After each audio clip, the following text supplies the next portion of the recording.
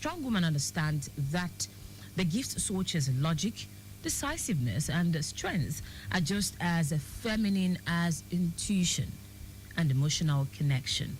She values and uses all of her gift in attaining her dreams. The words of Nancy Rathbun there. And it's on that note that I welcome you to today's edition of Women on Wheels here on Lagos Traffic Radio 96.1 FM. My name is Taiwo Baruwa.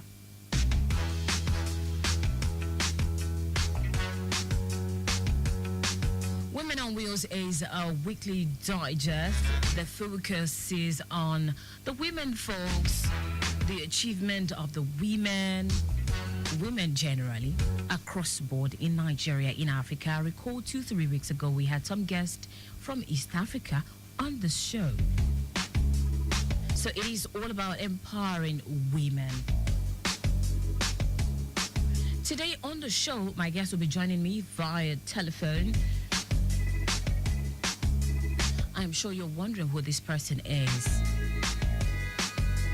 She is a veteran broadcaster who has experience spanning over 35 years in the media space. She is a permanent secretary, Lagos State Radio Service. She was a permanent secretary, Radio Service, before retirement from service. And she started out with the foremost national radio station, Federal Radio Corporation of Nigeria, in 1977. Some of you probably have an idea of who I'm talking about already.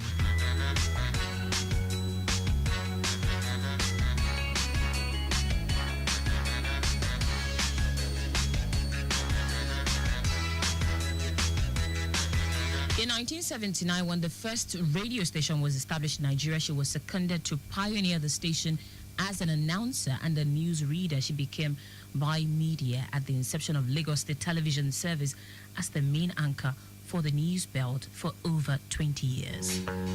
In November 2007, she established an Information Communication and Technology Center in Ijede, suburb of Lagos, where the radio station offered courses for online journalism in collaboration with the Lagos State Polytechnic, and over 374 students having graduated from there, gaining admission to colleges immediately after. In 2008, she registered record label for the station Eco Promo Tunes. And this was followed by a tape duplicating company under Radio Lagos Ventures. She established Radlag Water Bottling Company in February 2009 for the production of table water. January 2010 marked the establishment of Radlag Language School. Here, amateur broadcasters are trained to become professionals after a certificate or diploma course. So far, over 290 students have graduated from this institute. She has been a master of ceremonies at government event over the years. That's in the past 25 years. In 2012, she set up the first indigenous state traffic radio, known as Lagos Traffic Radio, in West Africa, here in Lagos, Nigeria.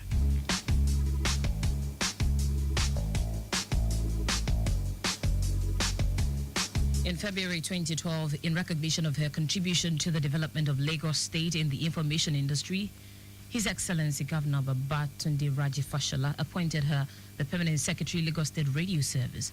She retired voluntarily from service at the age of 52 after 35 years of meritorious service to her country and state public service to run her own private communication consultancy outfit, Expanded Information Services Limited, since June 2012.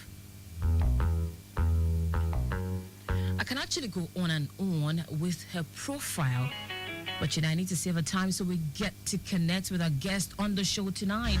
Lagos, Nigeria, ladies and gentlemen.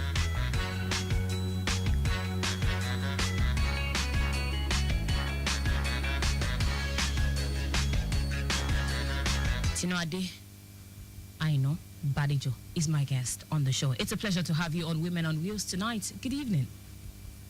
Thank you very much for having me. How are you today? I'm good. I'm great. Very well. Very well. Quite an impressive profile, I must say. I was wondering when you were reading that, are you sure that's me? Are you sure it's somebody else?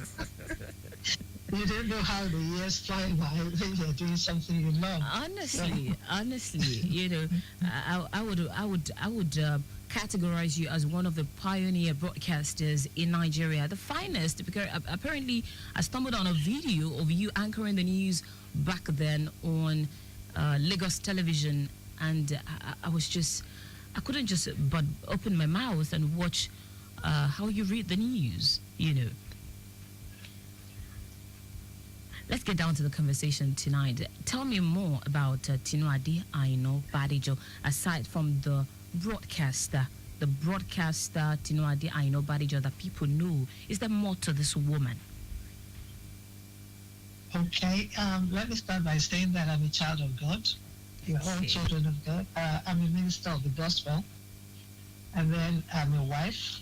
I'm a mother. I'm a grandmother as well. And after retirement, I became a farmer as well. Wow. So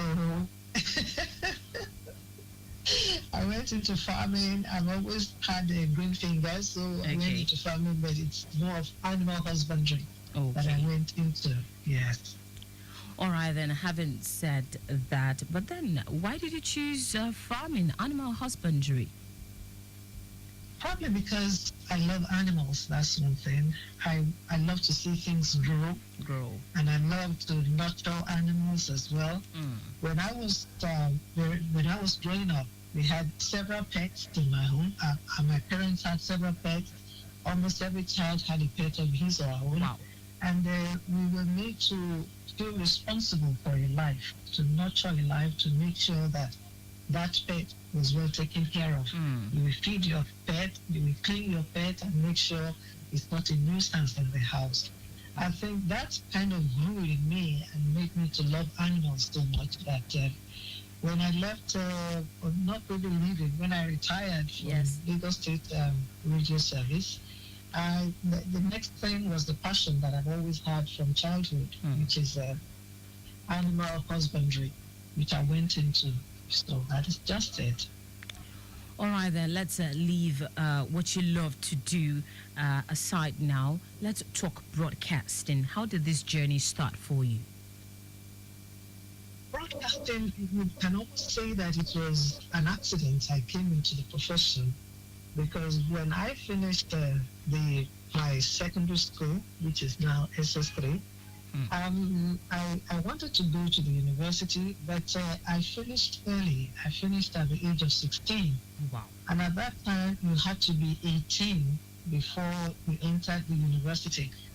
And my uncle then, who was the renowned principal of Iwobi College, Baba Ishibi, he said he was not ready to falsify my age, because then my dad was late, so he was the one taking care of us then. He said, you have to wait until you are 18 years old before you enter the university. Yes, you finished at 16 in the secondary school, but I cannot falsify your age and make you start the university at the age of 16. It's one thing to be mentally alert, to know the theoretical aspect of it, but you're not matured emotionally for you to go into the university. So he said no. And all those who knew my uncle then, you know that he was a disciplinarian. Yes. And if he said no, that was it. There's no going around it. So in the midst of it, in the middle of it, there was the gap year that I had. 2 years that I was wondering, what do I do with these 2 years? Okay, I got into the ministry. I started with the Ministry of Health then. My uncle was in the Ministry of Information, and he was able to get me into the Ministry of Health. And then after that, I think I went to visit him because he was at Radio Nigeria then, NBC Radio Nigeria. I went to visit, and then I just was curious about what was going on in the studio, and he said, are you interested? Would you like to come? I said, why not?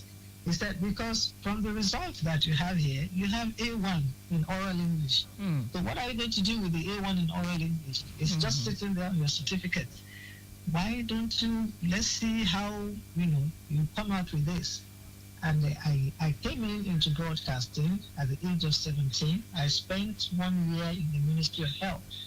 Then by the time I was 17 in 1977, I joined Radio Nigeria then. Okay. And then a couple of years after, then they divided states into 12 states. And each state had to have its own radio station. That was the first time we were having radio station in Nigeria, in state radio station. Before it was only Radio Nigeria. That was the only radio station in Nigeria then. And then when the military decided that each state should have its own radio station, Lagos State then was lucky to, have its own radio station. And then a friend of my uncle then, who's of blessed memory now, Mr. B.C. Lawrence, who's popularly called Gizlo, he was then the controller programs at Radio Nigeria. And then he just said to me, "You are from Lagos State, are you not? They are starting a radio station in your state. Why don't you come and be a pioneering staff of Radio Lagos then?" So, and that was how we were moved to Radio Lagos. And I guess I started as a studio manager at Radio Nigeria. Okay. But there was a day I was recording one of the announcers who wanted to record a news talk. And I went into the studio to correct the mic, to tell him how to position the mic before him and so on and so forth.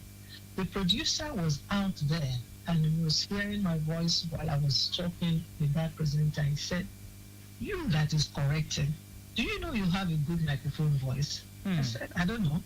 I don't know. I'm just, He said, "You have a good microphone voice." And I was auditioned, and that was how I became an announcer. And over the years, we moved to Radio Lagos, to establish Radio Lagos. And from there, later, a couple of years after, the federal government decided to set up television stations for states also.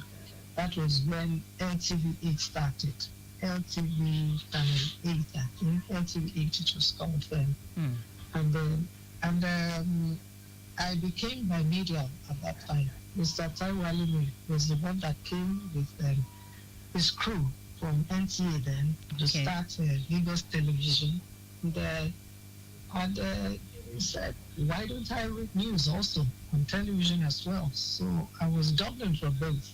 I was operating both on radio and television. That's what you call a bimedia person in the media. And I was doing both, and which I did till I retired. There was a point in time that I was seconded permanently to LTV8. That was when Lagos Weekend Television started.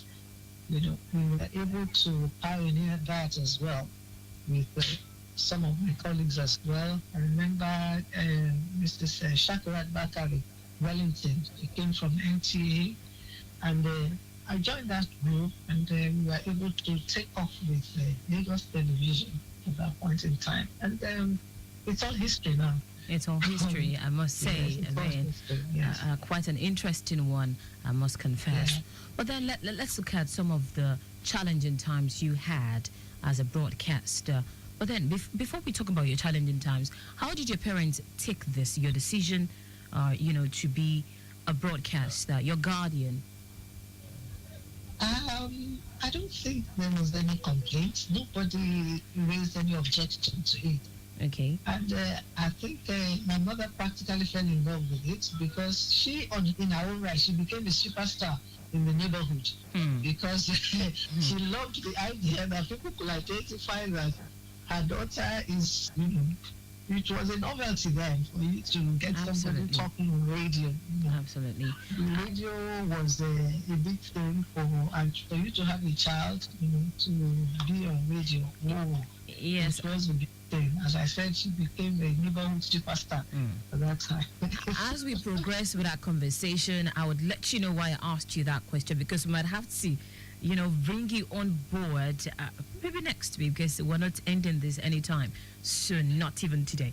But then let's look at some of the challenging times you had, especially as the general manager and permanent secretary. So general manager, that was a tough cookie. That because it meant that because then I was running two stations together. I was running Radio Lagos and Eco FM. There were two stations then. And the greatest problem we had then was power, which is what we still have now, power supply, which was rather epileptic then. So you had to run the station both on the public power supply and then to also run side by side a generating set.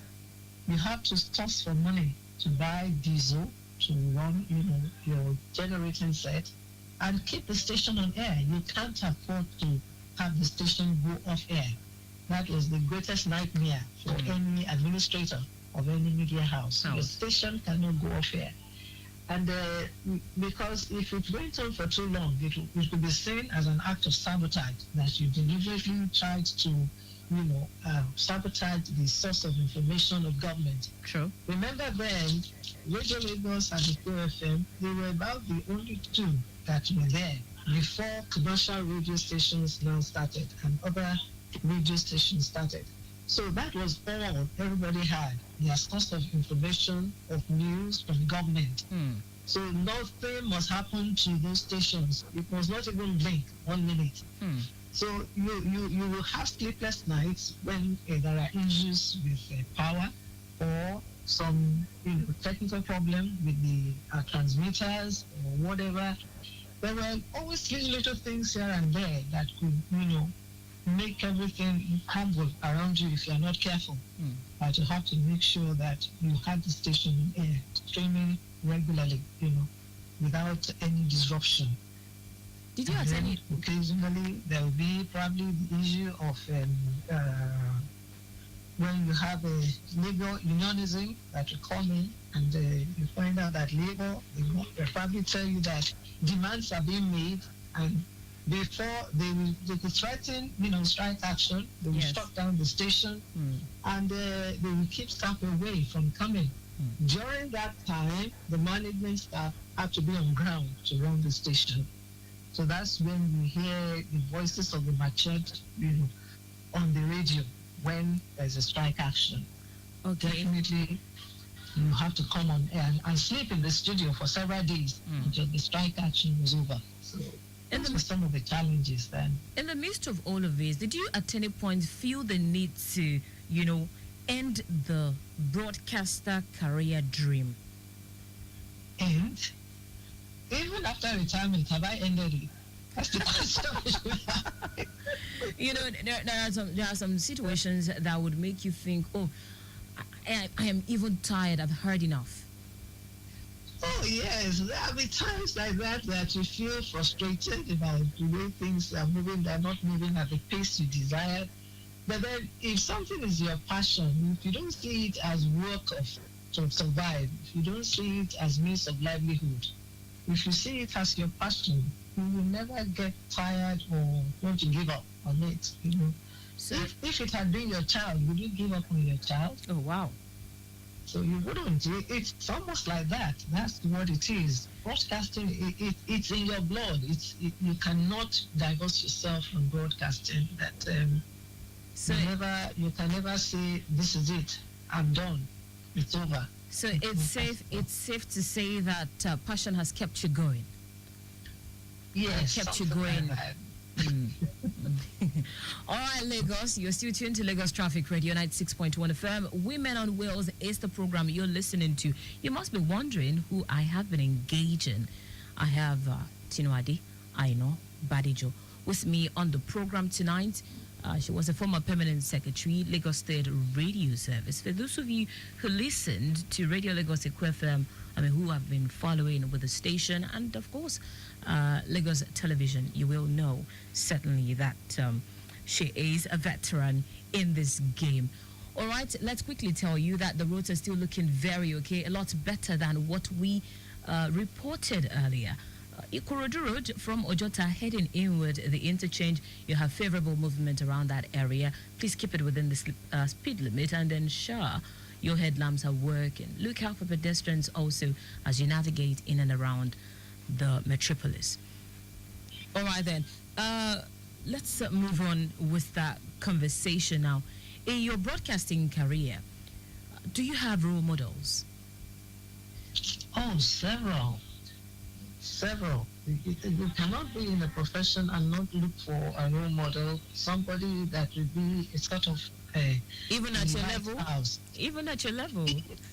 Yes, except you are vain. Yeah. Except you feel that you have arrived. You never arrive in broadcasting. Okay. You never ever arrive, except you are deceiving yourself. Except you don't want to improve. Except you don't want to be better than the performance of yesterday.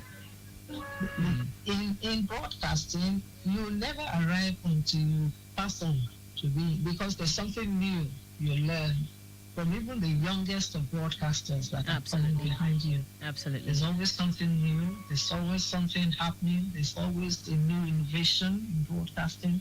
There's always information that you can acquire from even somebody that is junior to you that can help you in your career. You know, if you allow arrogance to come in, you will never learn. You will never be better. Absolutely. Absolutely. Nobody has a monopoly of knowledge. True. True. I understand while you were on ground as the general manager and permanent secretary, you actually, produced a lot of broadcasters. How were you able to achieve that? If you find somebody that is ready, that is, thirsty for knowledge, then you bring them under your wings, and whatever little you know, you impart on them. Somebody imparted something on you before you became what you are. I didn't wake up one night to become, what I am today. Somebody labored on me. Somebody, taught me something. Somebody molded me here and there. So somebody was there all along the line. I remember when we went for training at the FRSC, the training school for FRSC, we had one particular teacher that impacted my life, that the impression, I will always remember it. And it's Mrs. Peju Alabi of Alade of blessed memory, the wife of the late Art Alade. She was a lecturer then. She's of blessed memory now. Yeah. She was a lecturer. She was so, so effective, and she had this nurturing instinct. She had a motherly, attitude towards students there. She would teach you until you understood what she was saying. She was never hard on you. She was never, she was never harsh either. But she made you to see how to arrive at the right, answer at any given time. She was very patient. She was a born teacher. That's one thing I'll say. So she's one of those people that I still remember over the years that has been there for us. All right, Madam Tinoade Badijo. Apparently, we're not ending the conversation now. We're going to have to continue this next week. But before I let you go, on the show tonight, what will be your advice to women out there? Of course, you're going to give another next week, but then let's wrap it up at this time. We're running out of time already. Women should be friends with each other. Women should not pull each other down. We are not too many up there. We are not too many. Not too many women are up in the management position that you get up there and you pull off the ladder, and another woman cannot come up. Then you have broken that line. You have not given another woman another chance to rise. Somebody gave you a chance to rise. I was in the midst of men then, while I was, the general manager or the permanent secretary. I was practically the only woman, and even the youngest in their midst, that would sit at the boardroom, and all that surrounded me then were men. Men that were many years far ahead of me in age and everything. But they gave me that chance. They supported me. They cooperated with me, and that made the station run, or the stations run. At the end of the day, we were able to have 3 stations running for Lagos State. We had Radio Lagos, Pico FM, and towards the threshold of my retirement, we set up a traffic radio that we are right now. That will be part of our conversation next week. Yeah.